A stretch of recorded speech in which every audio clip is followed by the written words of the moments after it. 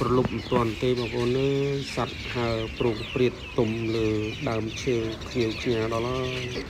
នឹងនៅតាមជនបទស្រុកខ្សែចង្ការសបាយមួយយ៉ាងដែរពេលល្ងាចឡើងដើរតាមវាលស្រែឃើញសัตว์ហើប្រងព្រាតទៅរកទំនំអញ្ចឹងទៅហើយបរិយាកាសខ្យល់បក់រំភើយស្រស់ស្រាយមែនតើសັບច្រើនបងប្អូនណាហើយឥឡូវវាហើទៅរកទំនំវានេះទៅហើយច្រើនណាស់ហ្នឹងណាតង្វងសบายមួយយ៉ាងដែរនៅតាមស្រុកស្រែចកា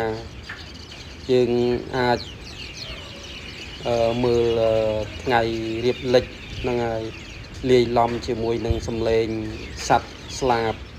យំទៅហឹងអើងកងណាពេញដើមឈើបងប្អូននេះនៅដើមឈើជុំវិញផ្ទះហ្នឹងហើយនិយាយពីច្រើននោះច្រើនដោយសារតែយើងមិនធ្វើអីវាហ្នឹងហើយបើសិនជាយើងរំខានវាបាញ់ឬក៏បង្អើលវាមិនមកនៅទេប៉ុន្តែនៅទីនេះសัตว์ហាក់ដូចជាមានសេចក្តីសុខណាសុខមែនតែម្ដងដោយសារតែវាសក់វាគេហៅថាវាសាំងណាបងប្អូនហ្នឹងហើយទោះបីយើងដើរទៅចិត្តវាកុំឲ្យតែយើងបង្អើលវាបើថាយើងដើរនៅក្រោមដើមក្រោមអីហ្នឹង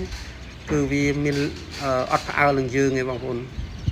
ណាច្រើនមែនតើណារាប់ពាន់ណាបងប្អូនអានេះគ្រាន់តែជាដើមឈើមួយហើយនៅអាដើមឈើផ្សេងទៀតនៅផ្នែកខាងក្រោយពីចំហៀងណាវាច្រើនណាស់បងប្អូនសប្បាយ